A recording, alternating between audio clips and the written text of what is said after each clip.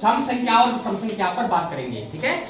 सम संख्या और विषम संख्या की जानकारी सबको पता है ना? Yes sir. लेकिन सम संख्या और विषम संख्या के अंदर बहुत सारे प्रश्न होते हैं, उनको भी हमें ध्यान रखना चाहिए। और ये जो नवोदय विद्यालय होते हैं, राजीव गांधी नवोदय विद्यालय, जवाहर नवोदय विद्यालय के जो प्रवेश परीक्षाएं होती हैं, उनमें ये प्रश्न पूछे जाते हैं, ठीक है ना।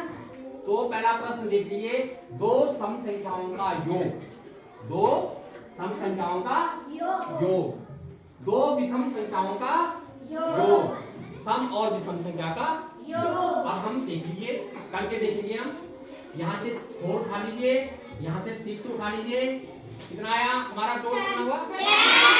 10 कौन सी संख्या बनी हमारी? सम संख्या। तो याद रखना, ध्यान में रखना, दो सम संख्याओं का योग हमेशा सम संख्या ही होती है, ठीक है।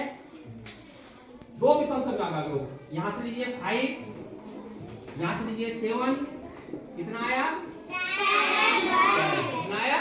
12। तो कौन सी संख्या बनी? सम संख्या बनी ना। तो दो विषम संख्याओं का योग हमेशा सम संख्या ही होती है, ठीक है ना। इसके बाद तीसरा प्रश्न नंबर तीसरा कौन सा है? सम और विषम संख्या। सम और विषम संख्या है ना। तो अब दो सम और विषम संख्या का योग क्या होगा?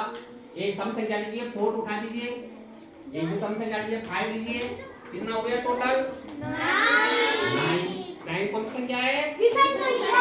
हमेशा ध्यान दीजिए और याद भी करना है, अपने मन में ध्यान रखना है कि सम और विषम संख्या का योग हमेशा कौन सी संख्या होती है? विषम संख्या होती है, ठीक है ना। तो ये ध्यान में रखना है, ये ध्यान देना है कि दो सम संख्याओं का योग हमेशा सम संख्या ही होता है, दो विषम संख्या का योग भी हमेशा सम संख्या ही होती है, ठीक है ना। और सम और विषम संख्या का योग हमेशा विषम संख्या होती है, ठीक है ना।